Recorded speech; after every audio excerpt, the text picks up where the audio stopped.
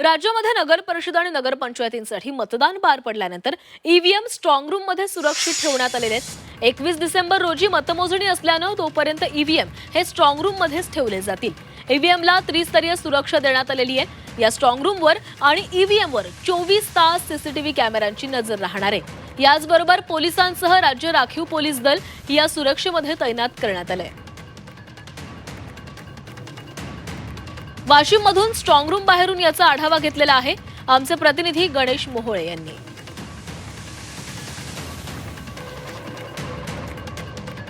वाशिम जिल्ह्यातील 3 नगर परिषद व 1 नगरपंचायत करता 2 डिसेंबरला मतदान प्रक्रिया पार पडलेली आहे आणि त्याच पार्श्वभूमीवर जे मतदान जवळपास 65% सरासरी जिल्ह्यामध्ये मतदान झालेले आहे। यामध्ये प्रामुख्याने कारंजा असेल, मंगरुळपीर असेल, मालेगाव व रिसोड या 4 ठिकाणी ही मतदान प्रक्रिया झालेली आहे आणि ज्या ईव्हीएम आहेत त्या ईव्हीएम ह्या स्ट्रॉंग रूम मध्ये ठेवण्यात आलेल्या आहे आणि 3 स्तरावरती या ईव्हीएम सुरक्षा इथं ठेवण्यात आलेली आहे। कडेकोट पोलीस बंदोबस्त इथे लावण्यात आलेला आहे आणि त्याचबरोबर सीसीटीव्हीची सुद्धा नजर या स्ट्रॉंग रूम वरती आहे आणि जे वाशिम जिल्ह्यातील वाशिम व रिसोड ह्या 2 प्रभागातील निवडणूक प्रक्रिया रखडलेली होती ती निवडणूक 20 डिसेंबरला पार पडणार आहे। 21 डिसेंबरला या जिल्ह्यातील सर्व नगर परिषद व नगरपंचायतच्या निवडणुकीचे निकाल लागणार आहेत